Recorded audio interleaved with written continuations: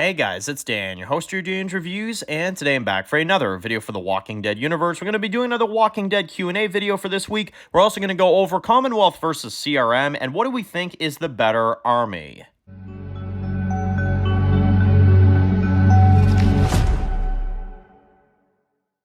Alright guys, this one's going to be doing a review today. This one's going to be doing a review for the Walking Dead universe. And in today's video, we're going to be doing another Walking Dead universe Q&A video for this week. Going to go through some of your Q&A comments and questions for this week that you guys have.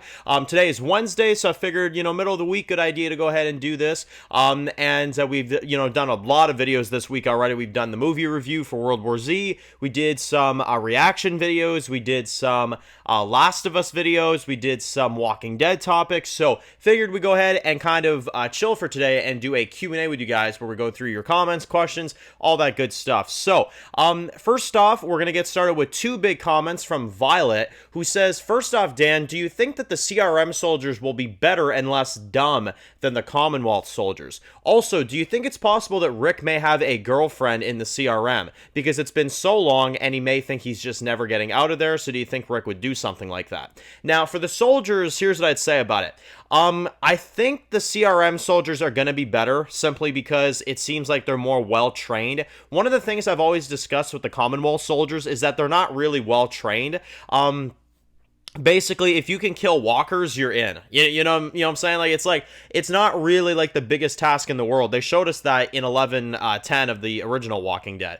You can clear buildings as long as you're good with, teamwork and shit like that. You're basically in. You don't have to have a specific training or anything like that. So it kind of goes to show you why they're so dumb, And I am a huge defender of the stormtroopers or the Commonwealth soldiers in The Walking Dead. I am a big defender of them because, yes, I understand that they do look kind of ridiculous, obviously, but it's comic accurate at the same time. But, a lot of people kind of bash them because it's like, oh, yeah, well, they die so easily. And, I will agree, sometimes they are pretty dumb. But in other areas, it's like, well, they weren't trained exactly properly. So, they're kind of bound to screw up. The one time I won't defend them, though, is when you got the one soldier in 11:21 that's, sleeping on the job. And you got, Maggie and, Gabriel and, Rosita and stuff. And they're in, the back of this vehicle. And you got a Commonwealth soldier. He's just like, what the fuck? You know what I'm saying? It's what the hell is going on, But I will say this, aside from that, they are obviously, just kind of doing their job and, they're not horrible, but they're not the best either. CRM seems very well trained, obviously, and they're very, just well thought out. Not to mention, you got characters like, Rick, who looks to be part of the army. Not to mention Silas is also part of the army, and Silas can be a tank when he wants to be. So, they have more, trained and, well taught people, and stuff like that. Not to mention a lot of the people that they take into the CRM are people that are, out there for a while and have experience and stuff and are really tough, So, it's just a matter of, what they're going to do. I think them clearing buildings is one thing, the culling facility, but I think them actually becoming a real soldier and stuff does take, real training and real practice, which is one thing that I think CRM does better than Commonwealth. So I'm going to say that CRM, I think, just is a little bit of a better, army group already from what we've seen in The World Beyond and from what we're seeing in the promotional material for The Ones Who Live. I do think a CRM soldier will be a lot more difficult to take down. And you may also argue, well, Dan, Iris took down a CRM soldier. Yeah, we don't talk about that shit. I don't know how the fuck she did that, but that's not possible. But anyway, so next up is, do you think Rick has a girlfriend? Now, no, I don't think so, because, the only way Rick would have a girlfriend, and this would be pretty messed up if they did this, is that Beale forces Rick, because he's a soldier, to have a wife figure to present himself, as, a regular member of society with a family and this and that, I don't know if they'd make him do that. That'd be fucked up if they went there. I almost feel like if they made him do that, that Pearl lady would be his wife, That'd be fucked up, though. That would be fucked up. I mean, honestly, I kind of hope they don't go that route, just because I feel like that's a little too far, and I feel like Rick would almost say, kill me before putting me with somebody, But again, to survive, maybe Rick's looking for a way out. If he can get his hands on a helicopter, sure, but maybe he has to hook up with somebody, to present an image in the CRM. I don't know if that's the type of thing that they force on people, but we'll have to see. That'd be a pretty screwed up layer to it, though. Not gonna lie. But I'm more so gonna say no. I think he's just gonna stay loyal to Michonne. I mean, obviously, even if he did have a wife in the CRM, he'd be loyal to Michonne. It's because, somebody would force him to be in that position. But, we'll have to see. I don't think so, though. I think Rick is just gonna be, kind of lone wolf in the CRM for about 10 years, which really is sad. But, we'll have to see, obviously, what they end up doing. But, yeah, pretty crazy, man. Honestly, very excited to see how they do that,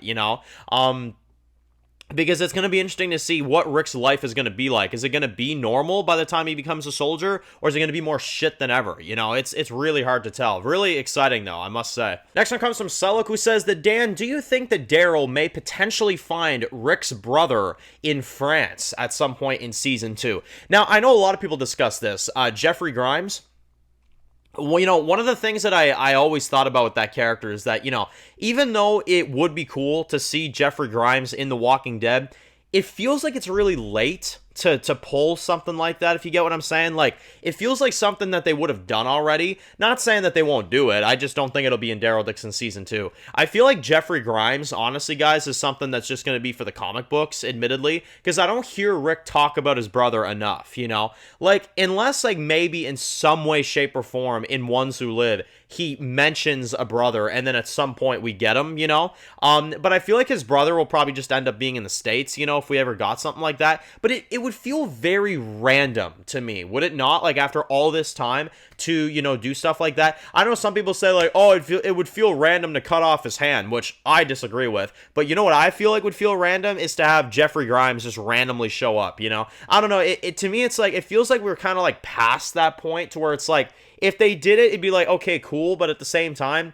like, I don't know what you could really do with it, And not to mention, you're going to have to get an actor that actually lives up to the hype of Andrew Lincoln. So or at least close to it. So I wish you luck doing that as well, too. But, either way, it's interesting. For sure, it'd be interesting to see if we ever got it, but I don't think we will, to be honest. I really don't. Next one comes from Marcel, who says, Dan, what are the biggest wow moments for you from the final trailer, The Ones Who Live? For me, it's all the Michonne stuff and how much focus time Major General Beale is getting. Yeah, that's true. In the promotional material, Major General Beale is huge, which I did not think we'd see. I thought Major General Beale would be pretty much just saved for the show, but they're already giving us a whole bunch of Beale in the trailer, which is amazing.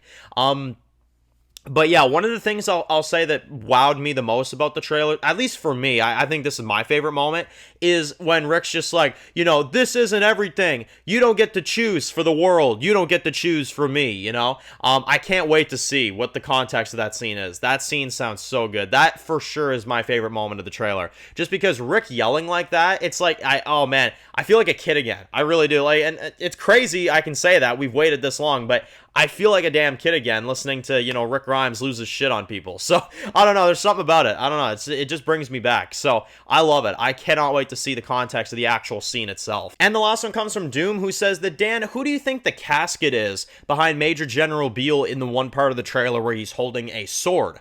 Do you think that maybe it's Jadis and Michonne has killed her and Beale has taken her body back and he's pissed off getting geared up for war?